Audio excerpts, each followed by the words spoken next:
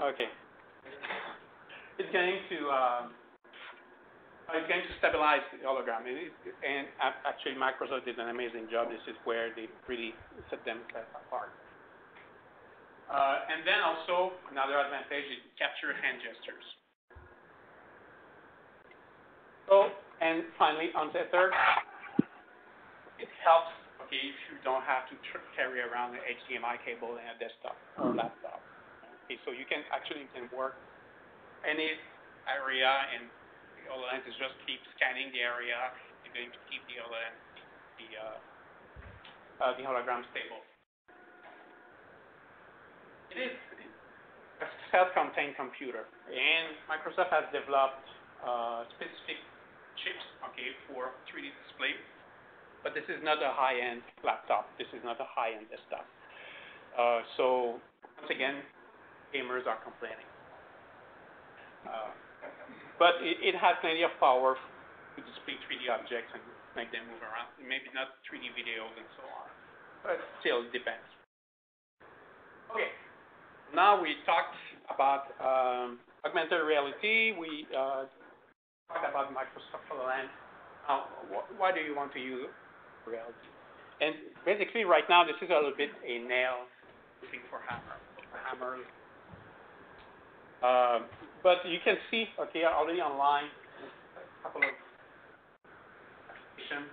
For example, concept validation. You build something 3D that's going to be used in a given environment. Then you can see what that, before you actually build it, and put it in the environment and see what it looks like. And also, if you build something for a customer, okay, you can show it to the customer in this actual environment where it's going to be used before it's actually built. But if you can show it to the customer after the order, you can show it to the customer before the order, before it's actually a customer. Here's the example. It's Lowe's. Lowe's has a field where they use the HoloLens so that people can go and select their kitchen and make their kitchen the way they want and can walk around their kitchen and then order whatever needs to make that. Training, education. Okay, that's probably another big market. You have here an example of students in medicine learning to put a catheter into a mannequin. And with the HoloLens, they can see actually the progression of the catheter within blood vessels and so on. And probably the biggest application is instruction for 3D path in the real environment. So you bring someone needs to do some operation, okay, in a refinery or I don't know. And okay, so you register, set up your HoloLens, and then the HoloLens project the instruction location indicates which valve to turn and which handle to go and switch so on. And finally, I'm including here entertainment. Probably possible. Okay, it's not environment; it's augmented reality, so it's different. But Microsoft includes with the HoloLens a game called Fragments, and basically this is a detective game that's in your living room. But what's fascinating with it is that when you have characters that appear, okay, and while they talk to you, they're going to sit on your couch, your own couch. So yeah, I thought that was pretty cool. Here's that example. Okay. So now, why do you want to use LabVIEW with augmented reality? So I think it lowers the barrier of entry to augmented reality. Augmented reality, okay, people see that as something, an application that you buy and that you have to have 3D developers for you. But maybe some scientists or engineers, they have an idea, okay, something that they can like to see in 3D in the actual environment where they could use it. They don't have to start programming in C#, C++, and they can just use LabVIEW. And that the goal is to make augmented reality another tool that is available through LabVIEW. Of course, if you interact with hardware, LabVIEW is the king of hardware. There is no point trying to party application and then operate LabVIEW. If you already use LabVIEW your hardware and you want to interact with the HoloLens, there's another point to make the application. And finally, and this is the feature that I'm introducing today. I'm not sure it's going to work though. The sharing of holograms between multiple HoloLens. And I'm going to talk a bit more about it later. Actually,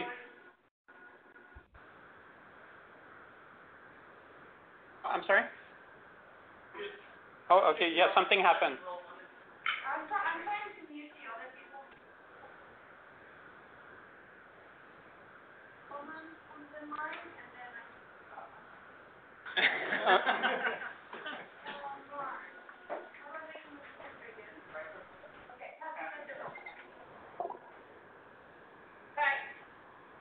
Okay. Please, I interrupted you. Anyone that's out on the line, please use your microphone. Thank you. Okay. So, yeah, the idea is that you want to be able to have more than one person at a hologram or a 3D object that you created, whatever you did. And the idea is not. Oh, I need to do something. No, it's not touch. I'm sorry. It doesn't work. I turn it off. Oh, this is not my mouse. Oh, you're all over there. Okay, wait a minute. Here it is. Accept. Okay. And then this drop-down arrow to choose which screen. Screen, and then select one. Okay, no problem. Okay, so it's easy to upload a hologram on HoloLens, but you want to be able to look at the same hologram in the same location. And this is what I'm introducing here as a new feature for version 2.1. And it actually works, but the first time I try in a big room, and we'll talk about it later. Okay, so let's get a little bit more in the actual code and architecture. So the way it works is that there is an app running on the HoloLens. It is a Windows holographic app. Oh.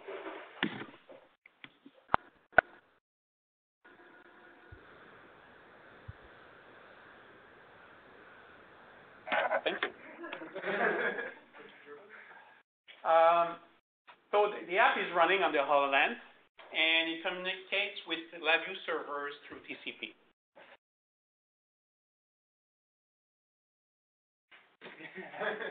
So the app must comply with Universal Windows Platform Windows 10 if you want the app to be available on the Microsoft Store. And we can talk a little bit more about it later, but it creates some constraints on the development of application, TCP communication, and so on. So, but anyway, and then you have the LabVIEW architecture. So the LabVIEW architecture, you'll have two servers for HoloLens, one server outgoing and one server incoming. When you have a first HoloLens that connects, this is the first HoloLens that connects to the primary HoloLens.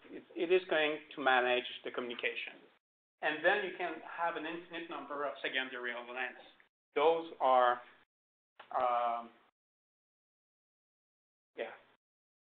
And then data are transmitted from the incoming server to the user code using the HoloLens data are transmitted from the incoming server to the user code using user events.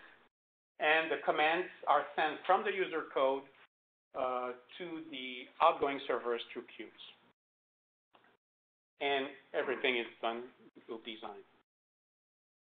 So I'm going to, this is going to be the same slide, but now using a diagram. So you have a LabVIEW application, that contains user code.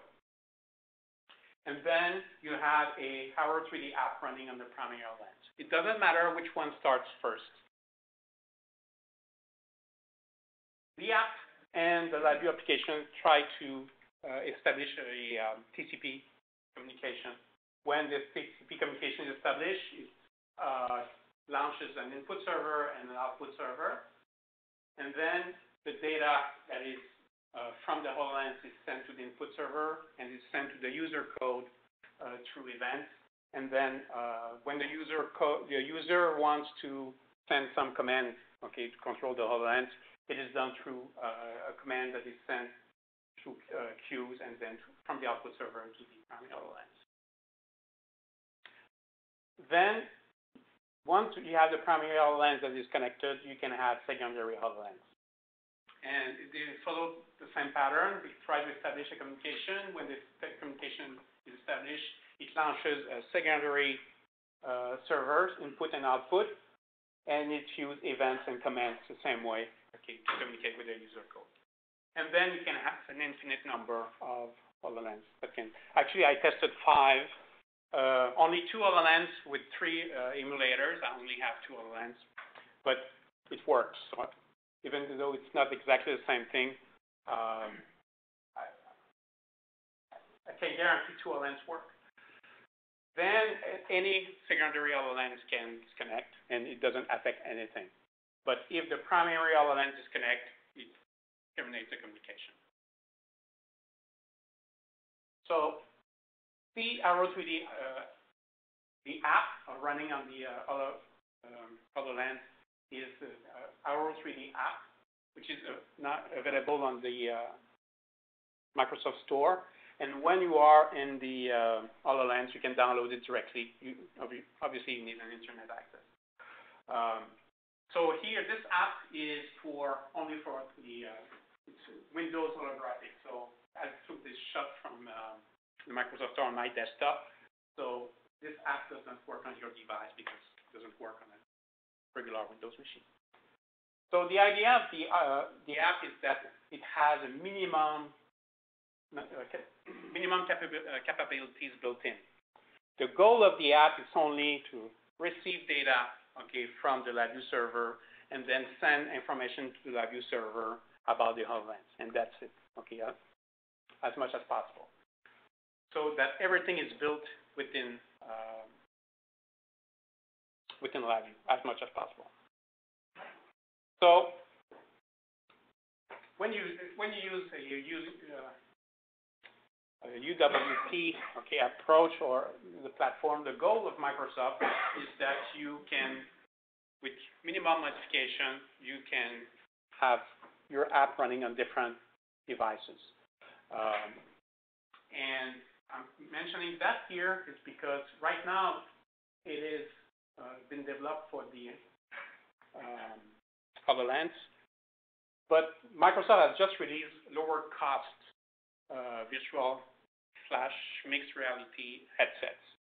So those 2 headsets are available right now for $300, and the motion controller would be another $100, but they will be available in December.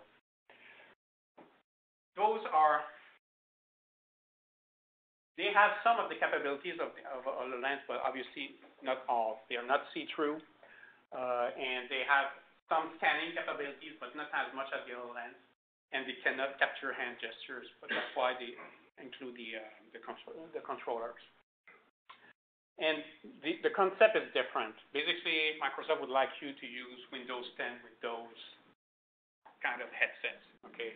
So Excel and all that, but in a 3D environment. However, I think there is room for the Arrow 3D application library in the future to be compatible with whatever it's going to be.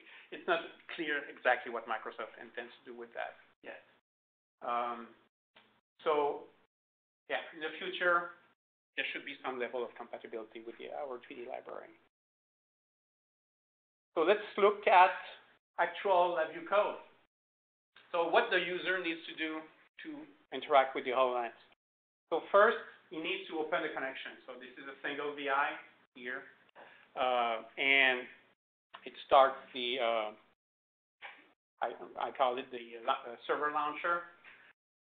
This is a singleton. So you can call it from several locations in your code, okay, and only one server launcher would be launched. So you get from this open connection here you get your user event, and then you register your user events, and you put them in to connect them to a event structure. And here, okay, what it's going to do. Here, this is a simple VI, but receive data from an event, okay, which is hand manipulation. So here, this code would simply display the data related to hand manipulation. And then you register the event and you close the servers. That's it. Okay. So here you would have an application that would run with the HoloLens and would display interact with the user. Actually, there is another event that is HoloLens connected, secondary HoloLens connected, and so on. So you have to incorporate that, but that would work as long as you wait until you get the connection. But it's beside it. Okay. So I'll just show a little bit of the code under the hood. This is my server launcher. So basically, okay, it's a loop, okay, that's going to run continuously its own process running the whole LabVIEW application, and it's waiting for a connection. When it receives the first connections, okay, it's launching the primary server. And then after the primary server is launched, then what it's going to do after the next connection is, instead of launching the primary server VI, it's going to spawn the clone of the secondary server VI.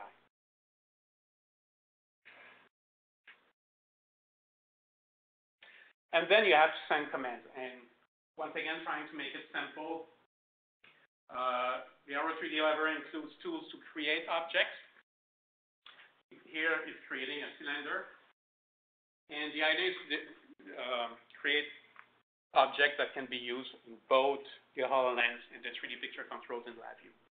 So here, create a cylinder with those parameters, send it to the HoloLens, and then extract a reference, a 3D picture controller reference, and then put it in LabVIEW 3D picture control so that it can, so you have it in both locations by creating only one object. And then you have different VIs if you want to rotate, move, and so on, okay, in the HoloLens. But you handle the object in the 3D picture control the same way that with all the tools that are provided by the rich 3D library from LabVIEW. So it's a CLA forum, so I thought I had to include a UML diagram. So here I'm just showing the structure of the 3D object. And also what I want to show here, okay, so here is the black dashed box is the Auro3D library. So you have 3D object that is an abstract class, then 3D shape, which is another abstract class. But here you have the children, which is cylinder, panel, box, sphere, and mesh. One of the child of the 3D object is OBJ mesh. So OBJ mesh is an object that is made of several meshes coming from an OBJ file. So OBJ is a format for 3D objects for meshes. So basically, it's an object that contains several meshes. So what I wanted to show here, because one request I get a lot is, hey, I want to be able to modify the VI. So I'm pretty reluctant to do that. So I'm just showing that we should try to extend capabilities instead of modifying. So here, this is what I've done for the demonstration application that you'll see later. So I create a holo object that is a child of the OBJ mesh. So basically, the holo object is a set of meshes coming from a OBJ file. So if you have several meshes coming from several OBJ meshes, that makes one of the robot axis. So you might have several files that define one robot axis. And then a set of robot axes makes the robot. So this code is available. So Hologram sharing. So the idea of having sharing hologram is that you need to have a common coordinate system. And this is the tricky thing. So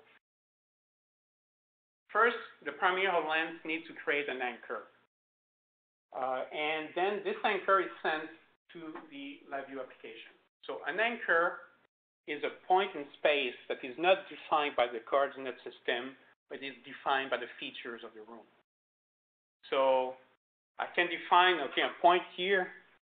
At some point, it's defined by the coordinate system, but if I create an anchor, the HoloLens is going to look at the corner here, and so on, okay, and define this point.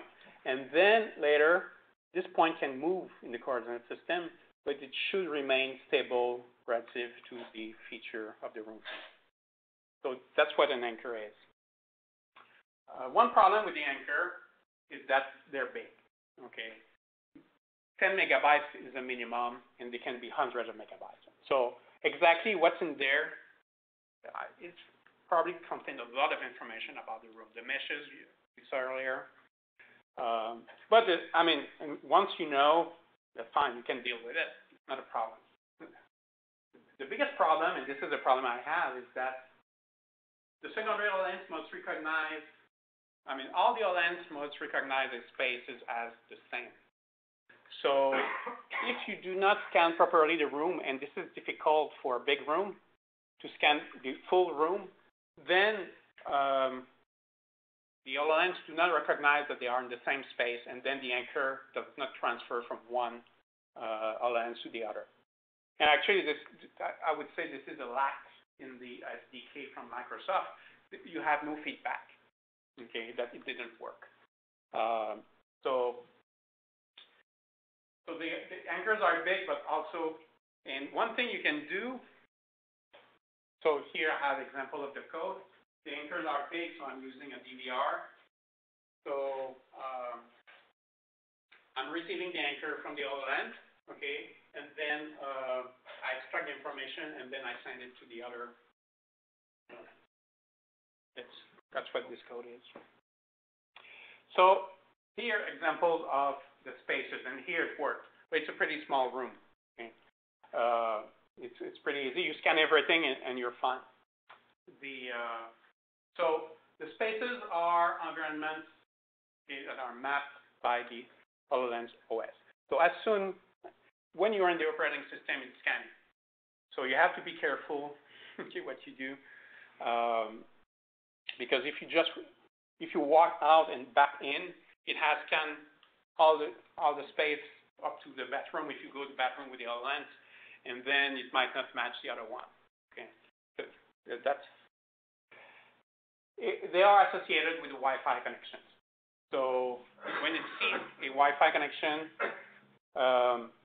it's going to look into the different spaces that were defined with this Wi-Fi connection. That's why I brought my own router here, and I made sure that I deleted the previous spaces.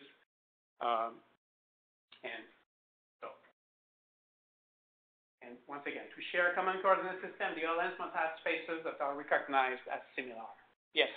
The same area has different Wi-Fi. You have to scan for each Wi-Fi?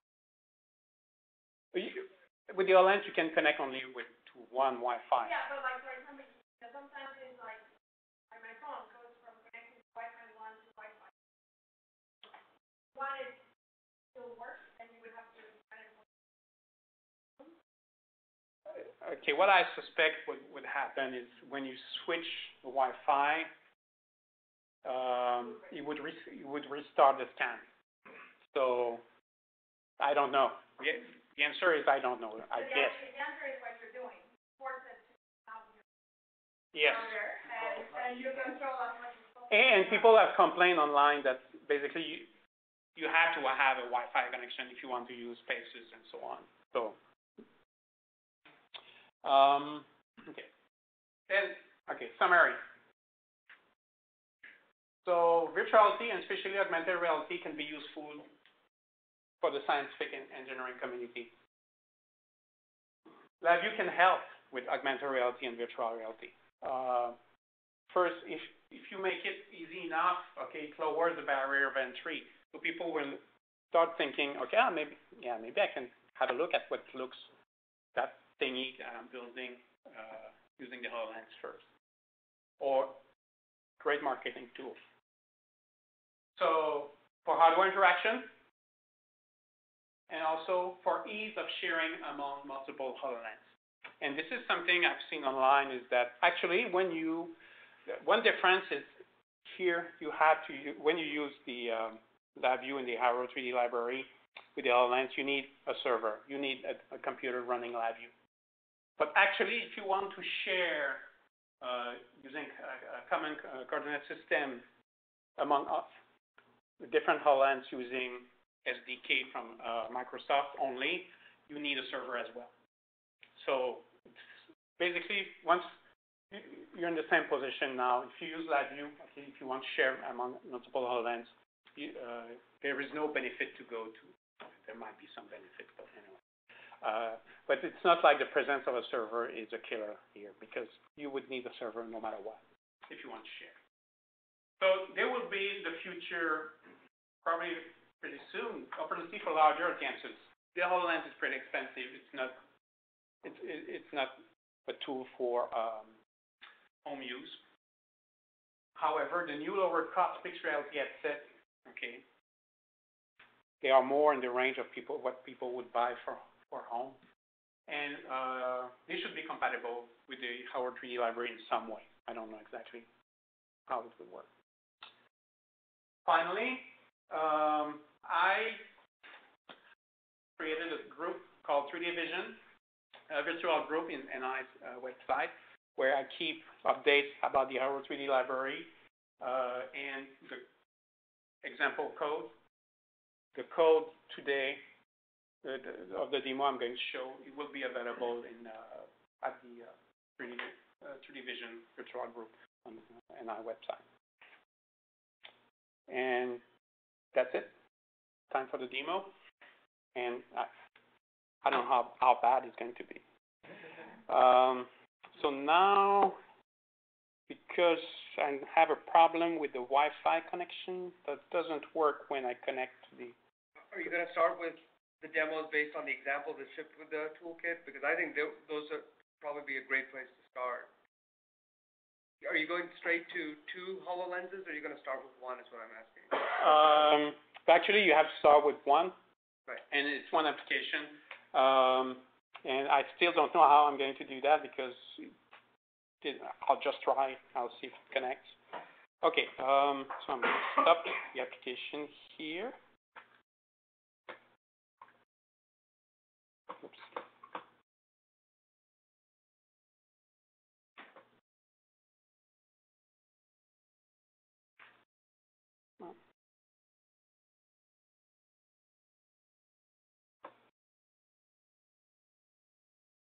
And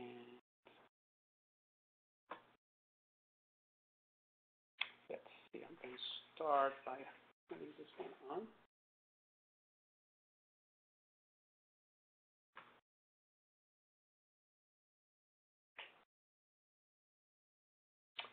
Oh.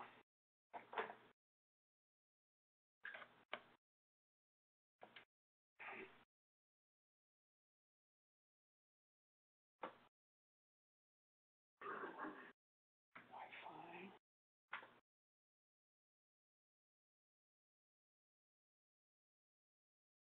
I'll try to connect with the wireless here. Does the HoloLens deal well with like people moving within the space? Like, as you mentioned, how it's going to map like relative to other coordinates. If people are moving in and out, is that going to mess up? Well, it depends. For example, when you scan, okay, if you're scanning a room, yes, it's going to map people.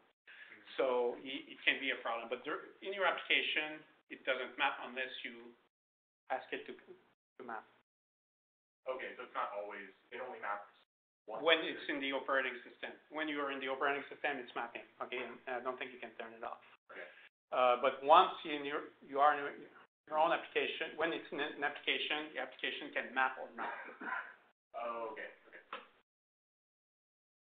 Okay. But yeah, that's a good point. Okay, Actually, when I was trying, I started the mapping, and the other HoloLens heard me start mapping as well, and it mapped me.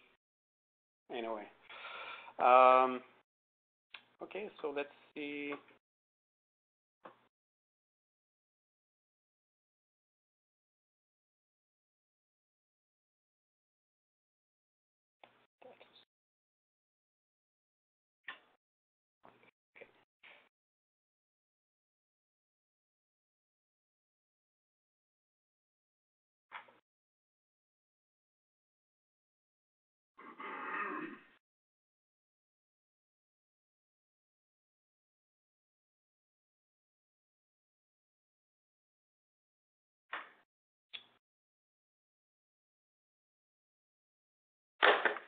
Yeah. Yeah, I'm sorry, guys. I have to drop you. Yeah, maybe I can plug it back in.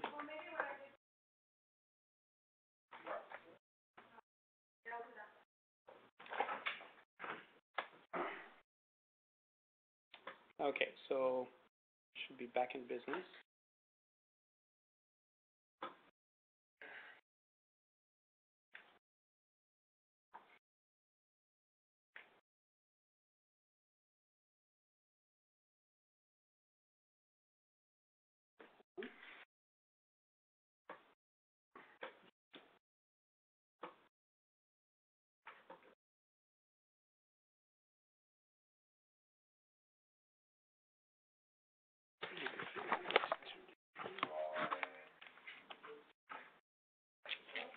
Yeah, let's start something.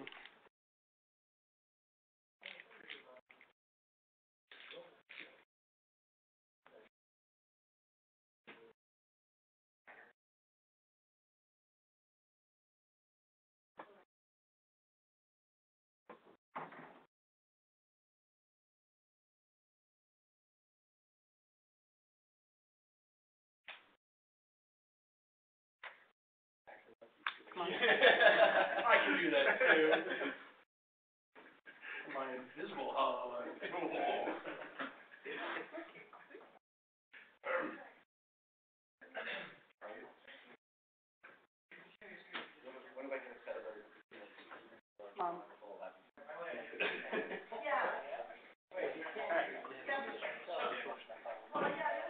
Program LabVIEW inside the wall.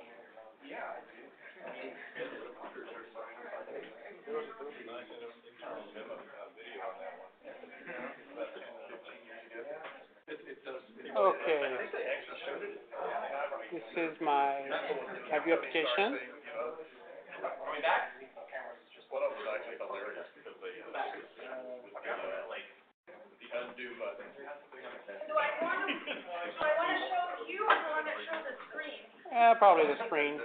If I can get back to my. I guess I can see that you have crazy man lenses on, right? Mark. I don't know if that's gonna work out.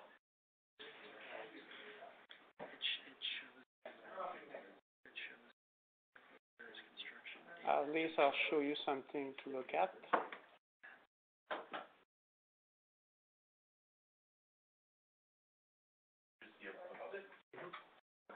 That seems to work fine. It's pretty bad lag. Anyway.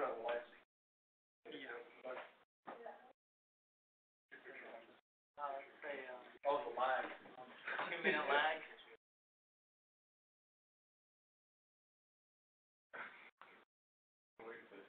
Yeah.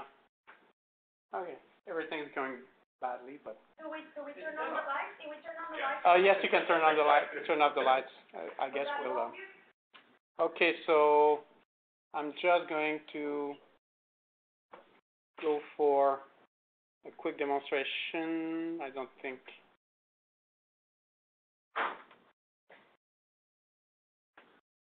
That's quite a lag. No, yeah. Yes, it's because I messed up with the network. So actually, it's not a lag. It's a it's buffering. At some point, it's going to crash.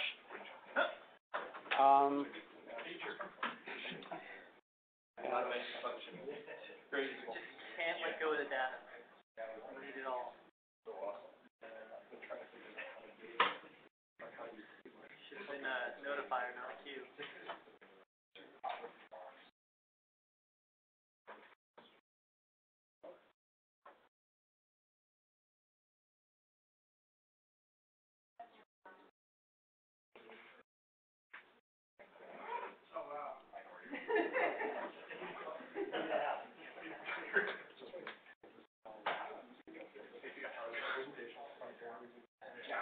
Okay, I'll start the other one.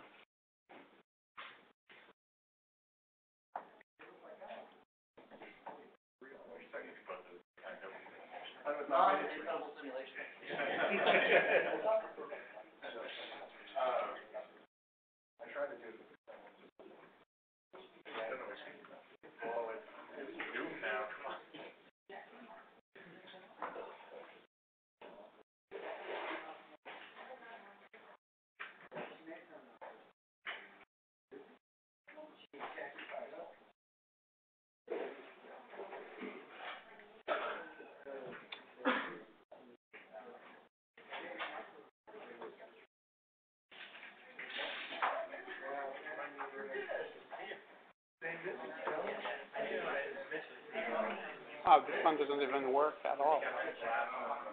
Come on.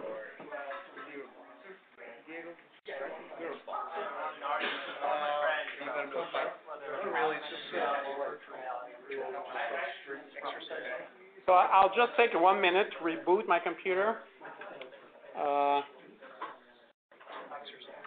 And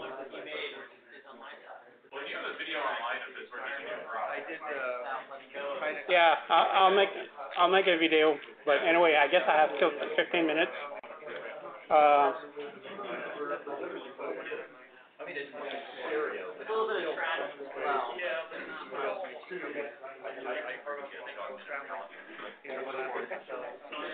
It's not like total emergency. It's struggle. And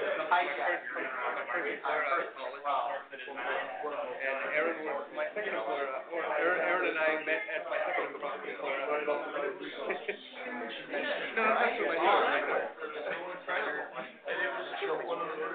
No, that's true. Because it took a normal world and it added a little bit of information. That's the key. You don't need to have a total escape. You just need to put the right information in place. The one that really made the huge impact when I saw all the demos was either Minecraft or and then saw someone changing a pipe. Like sitting there talking through it and like that's really done. Animated arrow and that's well, every Well, So, Mark, I was mentioning the demo that even for a lot of people that don't know the HoloLens at all, just that demo where you on a cylinder. yeah. Yeah. Oh, you saw it? I bought you. Ah, okay. Ah, hey, nice to meet you. Me too. I'm so sorry that the thing that I was going to use it for, that whole, it was like a personal project that kind of got put aside, and so. Yeah. It was Yeah. myself and a friend of mine, we were getting a house architected, and they were going to provide 3D plans. So I thought it would be very cool to be able to show that in a HoloLens and walk around. But that house project is completely on hold. But actually, one issue I have is the video feed. That's the biggest issue. It's not something that. That's what I'm saying. Is maybe you just have to show it to the folks over here. Yes, but I don't have a way to show it. The problem is the video feed. So whatever the application is, the video feed is creating. Maybe you could show, hand the HoloLens off to one or two folks, but it's up to you. Yeah, actually, I could do that. I know. Let's see. Yeah, that's what I wanted to do. Let's see if I can restart everything. It's very sensitive, the video feed. So this is connected.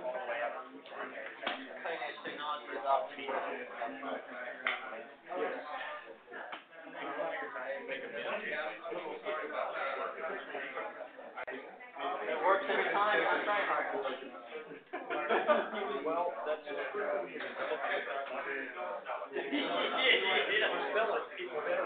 better work every time.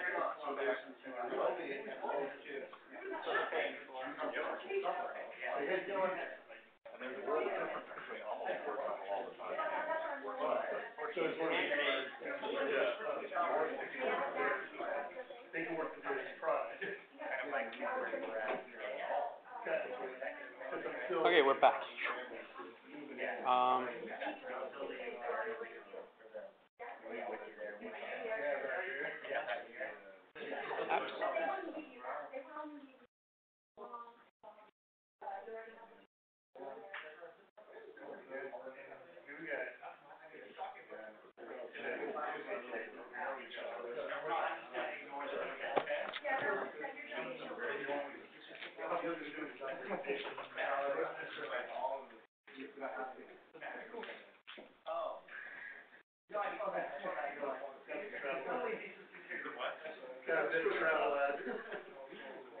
So what do you think, Mark? Do you think it's gonna work out? Yes, I had to. It's very sensitive with the Wi-Fi connection because of the video feed. So restarting my laptop worked. So. For people at home, he's making signs with his arms and his hands. And. Okay, so I guess I can see it with the. It's actually pretty funny. Yours works. It looks like it's. You wanna?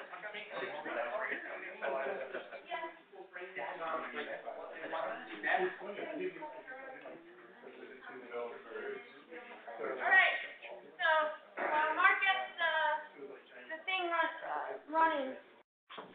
How many people from an eye? Alright. Well, we're starting to get a good. Yeah. A much better ratio than we've Yes. had. Okay. Now, okay, how many have recently left us? Alright, so for the people that are not from an eye, how did you find out about the meeting? I helped create it. Okay. So, Alan, meet, what else? What's the question? How did you find out about the meeting? Email, LinkedIn. The email, the LinkedIn, okay. So, any ideas on how we can spread this word out further? Because I really, to be honest, when I changed the whole thing about the user groups, we lost people that were already registered. And a lot of those people were me cold calling CLDs and CLAs. And I'm not going to do that again. Because we had like 300 people on that list, so I'm not doing that. So you can tell a friend, I guess. Can the DSM work that with registered and current and LAF, CLD and CLA? So they Help us out by calling all those folks? Well, in the past, they've been able to provide a mailing list. yeah. So I think the organization and I have been changing a lot. So I don't know if we're going to be able to get that, but I will try. That's a good idea. How about the? Go ahead. Just volunteer. All right. Yeah. I'll be in touch. Yeah, get in touch with me. I'll be in touch. All right. Perfect. You were going to suggest something else? I was going to ask what it is my team. There's 2 other people, but that's something. Yeah. Neither of which decided to come. Yeah. Tell 2 friends, and they tell 2 friends. Yeah. And then the other question is, So I think we're gonna keep doing what we've been doing for the last two, which is starting the discussion about what you want to see next now, so we can have some people volunteering and saying, I'm gonna be presenting about X, Y, or Z. If you don't want to present, but there's something you want to hear about, and that goes also for the people that are connected remotely, just post. I'm not gonna make you present. You know, you just say, hey, I'm really interested on, I don't know, augmented reality. Then we can put it, put out a call, and I'm sure that if Marc would have seen that, he would be like, oh, I can present about that. So yeah, we just need to get more people involved in the community to get that going. So, are you ready? Almost. Almost. I'm waiting for the connection. All right. What was the other thing that we were gonna say? I think that's the two things, membership and what y'all want to see next. Oh, yeah. Yes, And we're passing out a manual roster because apparently now the roster is you go to some sort of check-in app, and we just couldn't figure it out. And it didn't work yet, so. There's been some changes in how events are run. Yeah, exactly. They're having growing pains.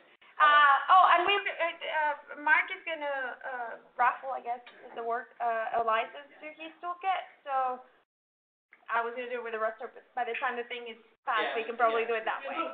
Yeah. That way people stick around for money. All right. Any comments, suggestions, I have a comment. Yeah. I have a comment. Part of the reason that we had the big die-off with the changeover in the forums was all the stuff that you were subscribed to, you're not subscribed to anymore.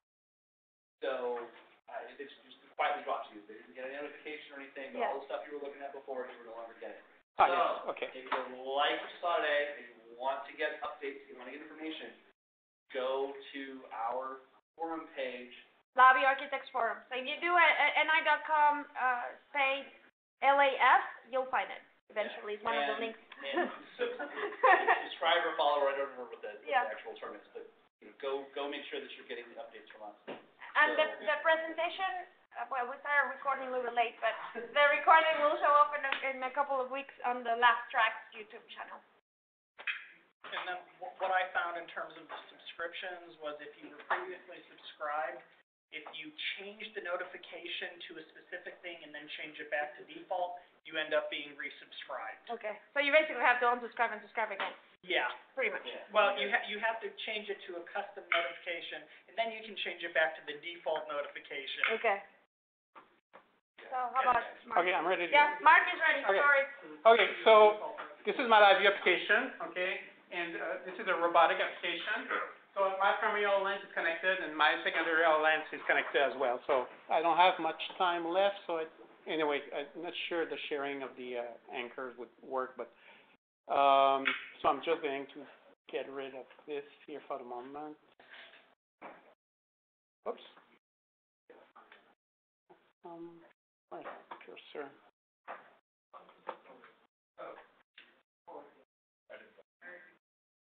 Okay. Okay, so now you're seeing what I'm saying, okay? And with there is a couple of seconds lag. So the first thing I'm going to do is I'm going to select a robot. I'm going to so I can do a hand gesture, or I can use. I mean, they have a clicker, which is a bit easier. You'll see, because I have two types of hand gestures. I'm doing one with the hand gesture, the other one with the clicker. So basically, a clicker, you just press on it, and there is a menu that should appear. Okay. So here I have the list of the robots that are on my laptop. So I'm going to select the biggest, the Puka. So now it's loading the selected robot. So I can close the window, but I can just wait until it's loaded. And that's a pretty big file, so, okay. What's the update rate on those events coming in from the HoloLens? Like how, for the hand gestures? But it depends, I mean, I don't know the actual rate. I actually slow it down, okay, for the hand gestures, mostly because of the TCP communication. I don't want to have any problems. But yeah. Right now, I think I limited to 10 hertz. Okay. Okay, so now the robot is loaded at position 0, 0, 0. Okay, so you see it? Yeah. Okay. And it is a quarter scale. So what I'm going to do, I want to move it. So I'm going to be able, and then I'm going to create an anchor as well at the same time. So I need a surface to be able to put it on. So I'm going to ask the HoloLens to map. So it's going to map. So start mapping.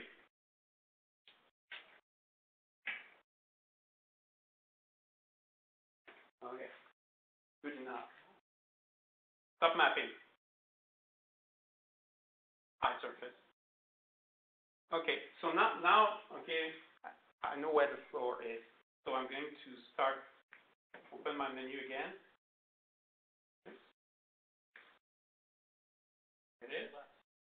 And I'm going to go down here, move origin.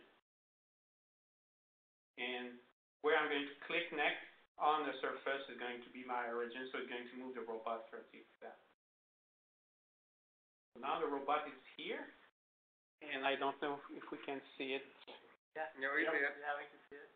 Yeah, you can see it here. I want to see if I can see it with the other HoloLens. If I cannot see it, it means that actually I'm going to make it bigger. So I'm going to increase the scale here.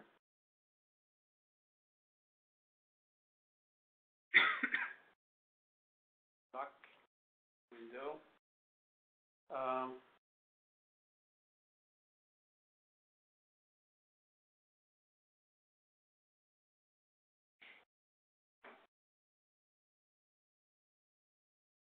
my God, this giant robot in the front room is getting larger.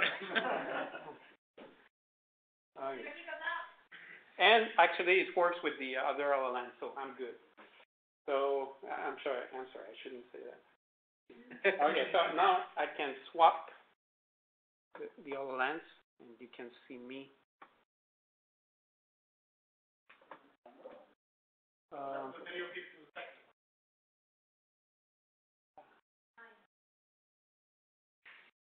Want to get rid of that.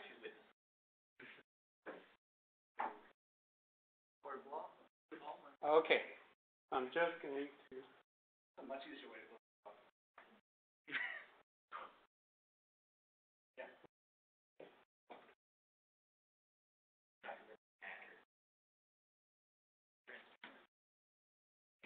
Okay, so now you're seeing the robot in the same location. So here, okay, what I see here is I can see the robot, and my location corresponds to the same location of the. And here, now what I want to do, I want to move the axis a little bit. Okay, so let's do this.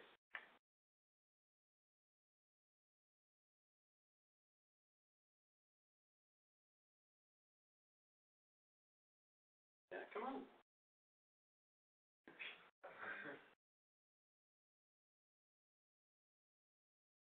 Need to change the axis.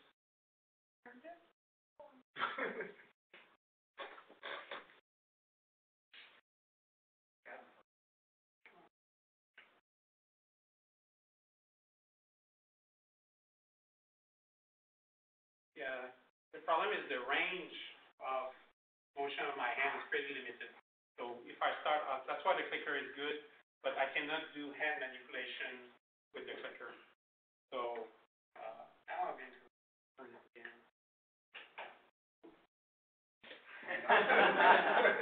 Okay, so here, okay,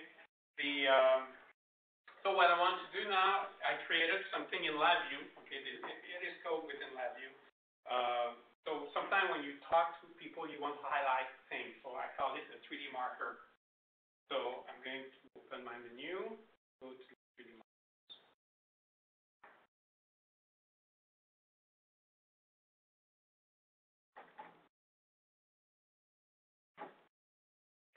So now, and once again, that's the issue with the hand manipulation.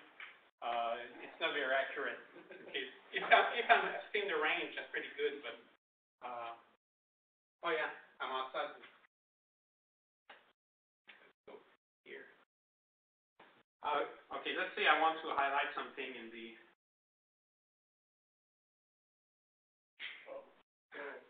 Yeah, I want to. Oh, not now. I highlight something here. Here. So I can delete it if I want. Yeah, at the beginning I was calling that the Doctor Strange, but so you can draw, okay? It's not very accurate, but it can help if you interact with people and I'm pretty much out of time, so I'm going to stop here.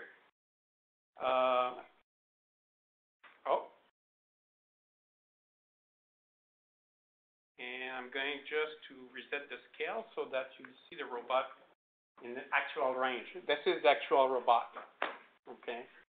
So let's see. That's it.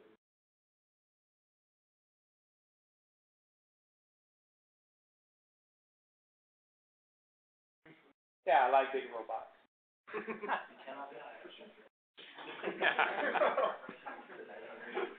Yeah, and this is also the 3D marker scale with it. Okay, so I'm done. So what I suggest is that for the